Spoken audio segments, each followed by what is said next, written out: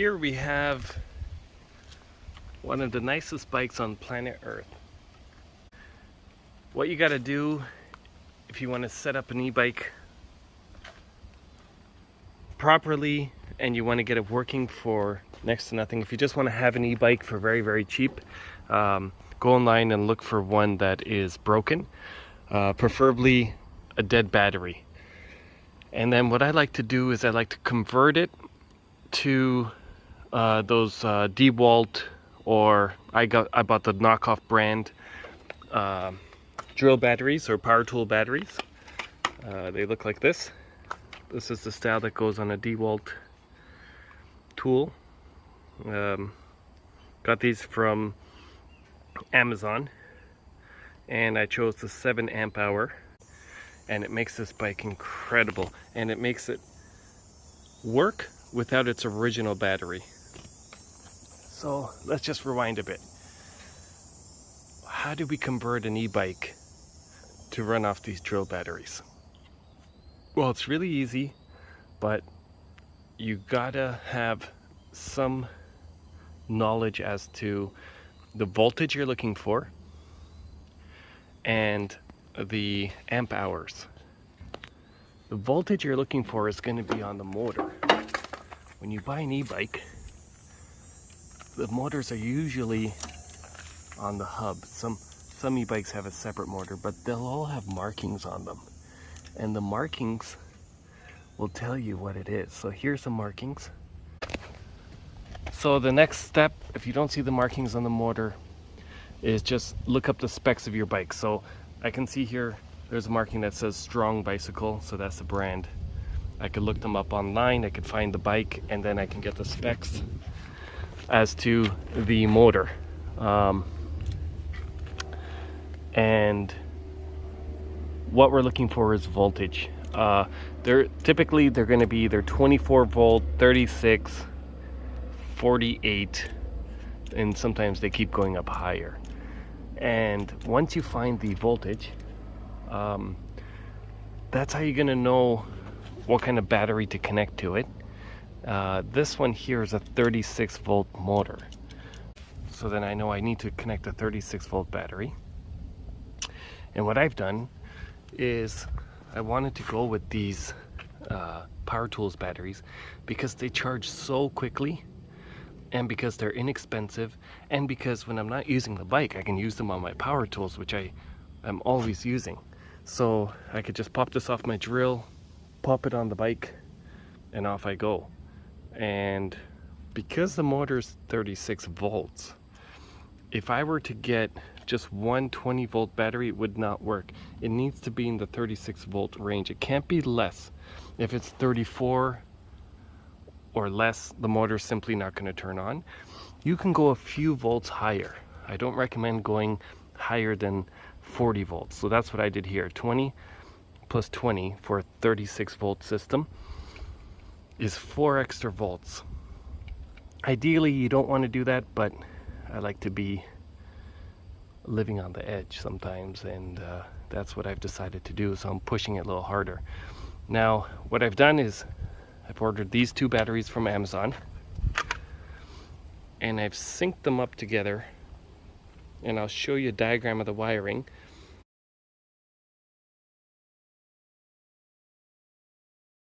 So what I've done is I've wired these up, so it's 20 plus 20 making 40, and then you need to attach it somehow. So I ordered these off Amazon, which are little holders that have wires connected to them, and the prongs for the battery, they're built for these batteries.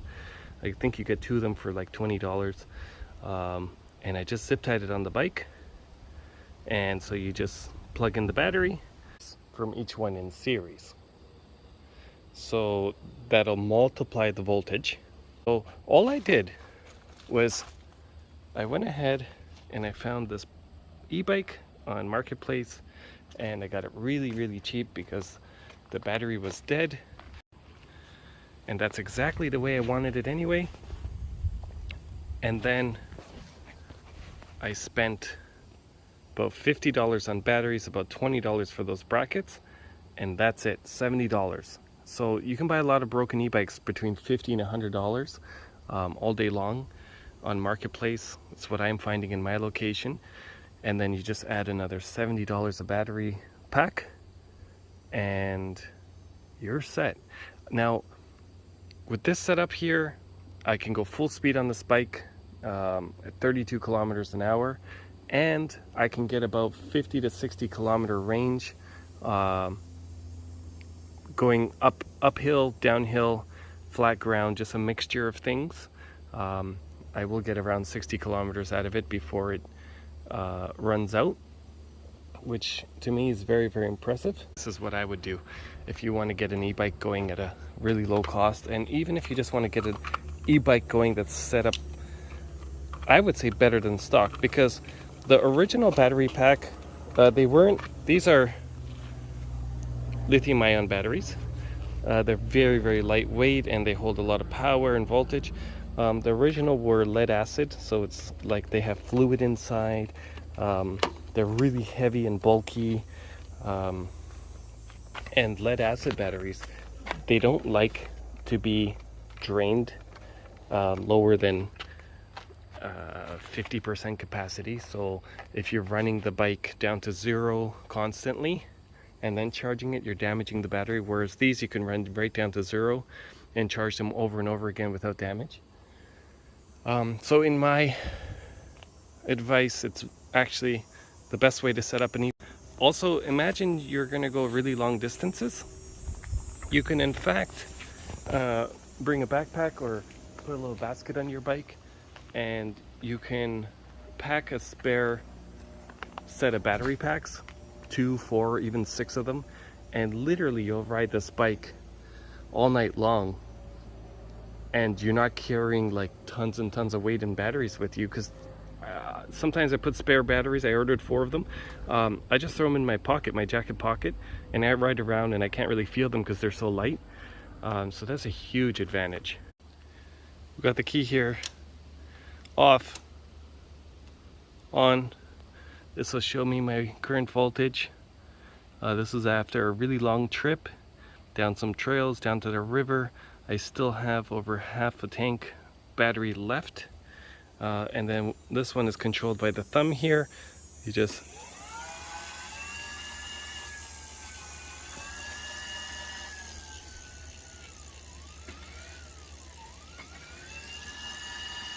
and off it goes.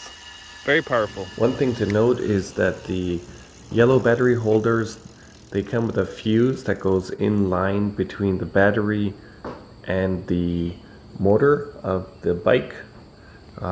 Make sure you are using the fuse, or you put one in if you're not using the yellow battery holder. Look at this thing.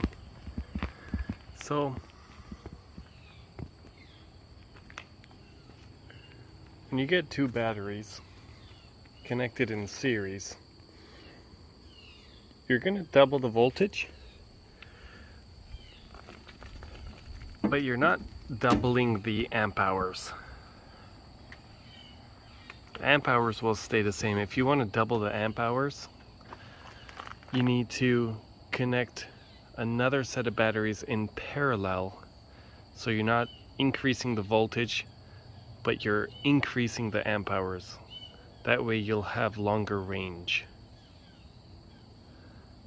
This bike here, it's fully equipped. We've got adjustable front suspension, has dampening capabilities over here. You just twist the knob. It's got a really nice LED headlight. It's actually got a horn. That's the horn. The buttons up here for it. I love this gauge. It's like a fuel tank gauge. We have some Shimano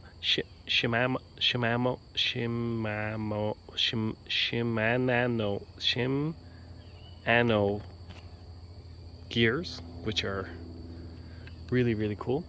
They work well. And actually, speaking of these gears, having a lot of e-bikes, I realized that most e-bikes come with like 1 or 2 gears.